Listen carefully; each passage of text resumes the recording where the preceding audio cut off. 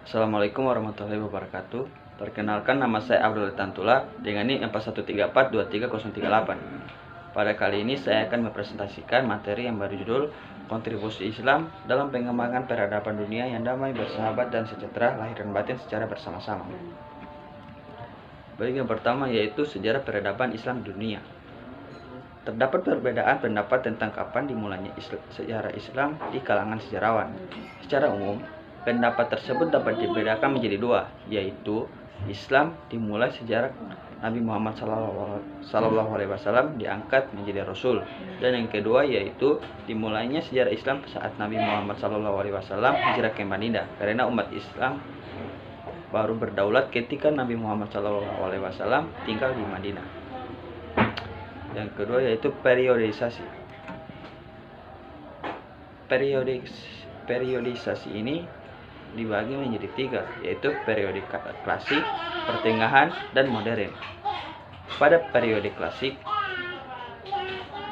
yaitu periode yang merupakan masa kemajuan, keemasan, dan kejayaan Islam, dan dibagi menjadi beberapa fase, yaitu fase yang pertama itu fase ekspansi,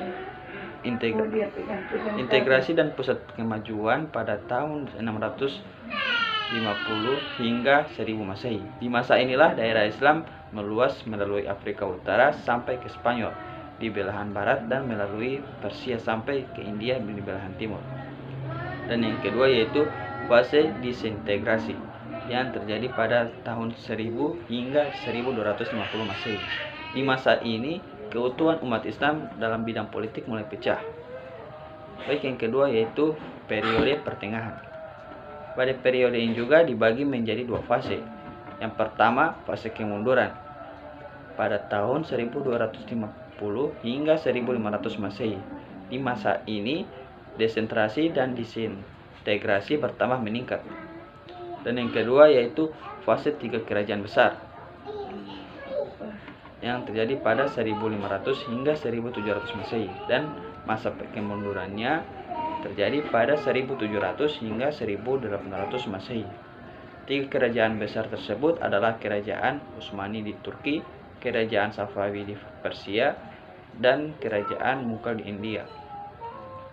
Baik, yang ketiga yaitu periode modern pada tahun 1800 hingga sekarang, merupakan zaman kebangkitan umat Islam. Jatuhnya Mesir ke tangan Barat menginsafkan dunia Islam dan kelemahannya, dan menyadarkan umat Islam bahwa di Barat telah timbul peradaban baru yang lebih tinggi dan merupakan ancaman bagi umat Islam. Raja-raja dan para pemuka Islam mulai memikirkan bagaimana meningkatkan mutu dan kekuatan Islam kembali. Baik, kemajuan peradaban Islam. Sebelum dunia Barat mengalami kemajuan, dunia Islam terlebih dahulu pernah mengalami masa kemajuan, tepatnya pada masa Khalifah Al-Mansur dan Al-Ma'mun yang bergantian memimpin dinasti Abbasiyah. Mereka merintis usaha penerjemahan karya-karya cendekiawan Yunani ke dalam bahasa Arab. Upaya ini diteruskan oleh khalifah-khalifah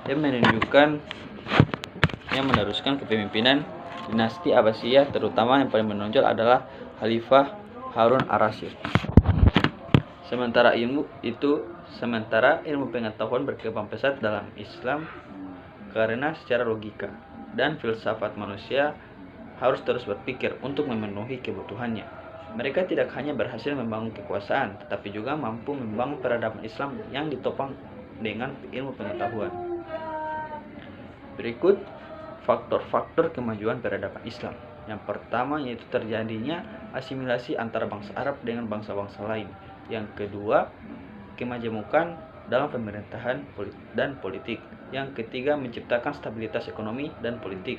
Yang keempat yaitu gerakan penerjemahan manuskrip kuno. Dan yang terakhir, membangun perpustakaan sebagai pusat penerjemah dan kajian ilmu pengetahuan. Kontribusi Islam dalam pengembangan peradaban di dunia, yaitu ada 5. Yang pertama, penyebaran pengetahuan dan tulisan klasik Yunani dan Romawi. Yang kedua, kemajuan dalam sains dan matematika. Yang ketiga, pembangunan sistem pemeliharaan. Yang keempat, seni dan arsitektur. Dan yang kelima yaitu filsafat dan teologi. Baiklah, itulah presentasi dari saya. Wassalamualaikum warahmatullahi wabarakatuh.